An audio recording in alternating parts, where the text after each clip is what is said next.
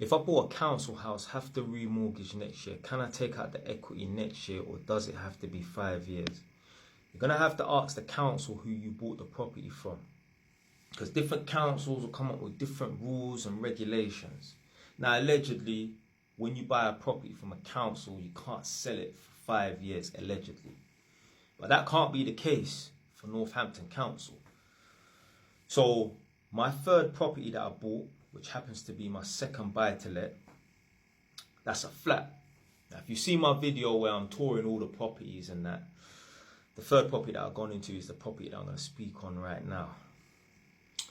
So the guy that I bought the property from, I already met him like 6-7 months prior to me putting in an offer and trying to buy the property off of him. So man work up in this Northampton area doing testing on the council properties. So I went to an Afghan man's yard. He was cool. He said to me, do you mind if I save your number? Because obviously I phoned the tenants to let them know I'm coming. Do you mind if I save your number just in case, I want to do some private work in the future? I was like, yeah, it's cool. Anyway, he phoned me up about 2 months later. Oh, hello, it's such and such from such and such address. Hopefully you remember me. And I'm like, yeah, I remember you. He's like, can I get the electrical certificate from you? Because obviously I tested his yard. And I said to him, well, you're going to have to go through the council to get the electrical certificate. I don't have them. So he was like, yeah, because he's going to be looking to buy the property. So I was like, yeah, cool. Go to the council, innit? So I didn't hear from him, whatever, innit? Anyway, boom, I'm on Zoopla 6, 7, 8 months later, whatever, innit? Come across a property on a particular road. I'm like, oh yeah, I remember that road, or whatever. It's a distinctive name. Gone to view the property, standing outside, see the sign outside the block. I'm thinking, I bet it's that guy's flat.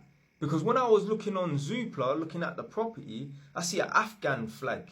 Yeah, when, they taking pictures of the inside of the property, like the living room. I see an Afghan flag. I'm like, what's the chances of it being not being that same guy?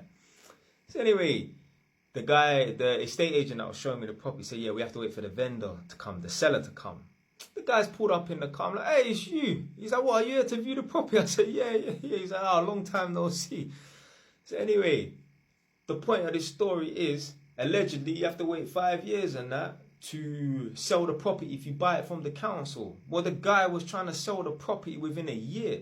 So you're going to have to speak to whoever it is you bought the property from, whether it's housing association or an official council like Lambeth or Northampton or Bedfordshire Council, wherever you're living in it, somewhere in Essex and that, whatever, in it.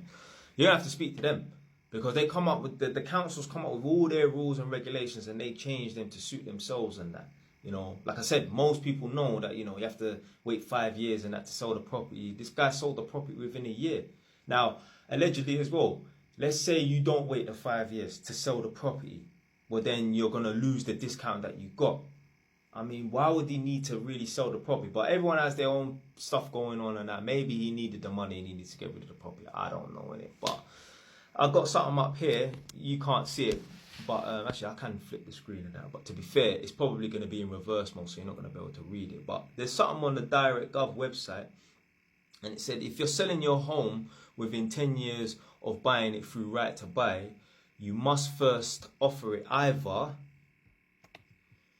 to your old landlord, which would be the council that you bought it from. So let's say like Enfield Council or Haringey Council. So you have to offer it to the previous landlord, which is Enfield or Haringey Council, or another social landlord in the area. So for example, in my area, Edmonton, my borough is Enfield, but another social landlord in the area is a housing association, Metropolitan Housing. At the bottom of the page, it says you can sell your home to anyone, as in any random person like myself. You can sell your home to anyone if the landlord does not agree to buy it within 8 weeks. Well, more than likely, that guy fucking tried to sell it back to Northampton Council, probably sent them an email, and the motherfuckers didn't even respond. So you're going to have to just find out whoever you bought the property from, whatever council or housing association you bought the property from, you need to contact them. Because DirectGov says one thing, but then the councils on that can make up their own rules. I've seen when it comes to like HMO licenses and that, on Direct.gov, it says, if you've got a property that has, let's say, 3 or more people, you need a HMO license. That's what Direct.gov says. But some borough councils say if you've got 2 or more people, you need a HMO license.